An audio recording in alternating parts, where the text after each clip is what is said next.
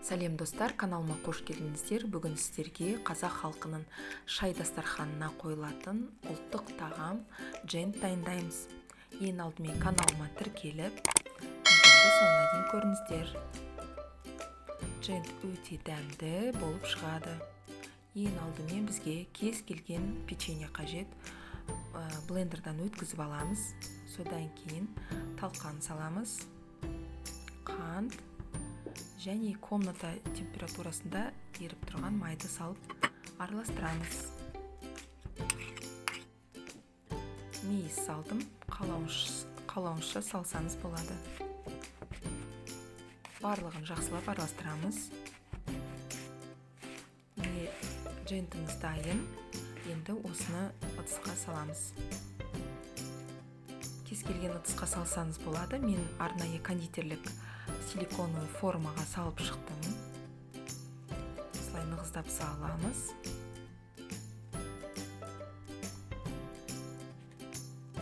Дөңгелектерді толтырып шықтым.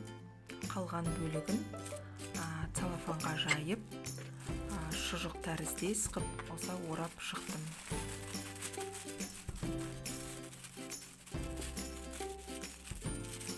Енді осының барлығын тоңазытқышқа жарты сағатқа қоямыз.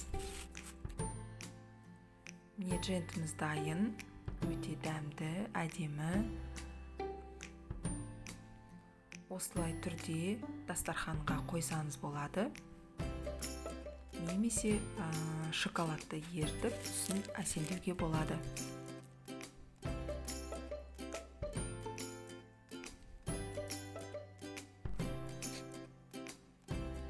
Енді мына формадан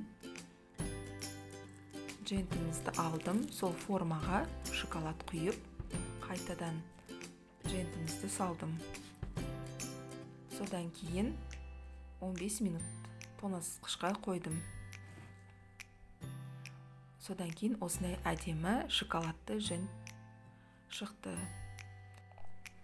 Міндетті түрде жасап көріңіздер. Бұл джент өте дәмді. Астарыңыз дәмді болсын. Видео ұнаса лайк басып, каналыма тіркеліңіздер.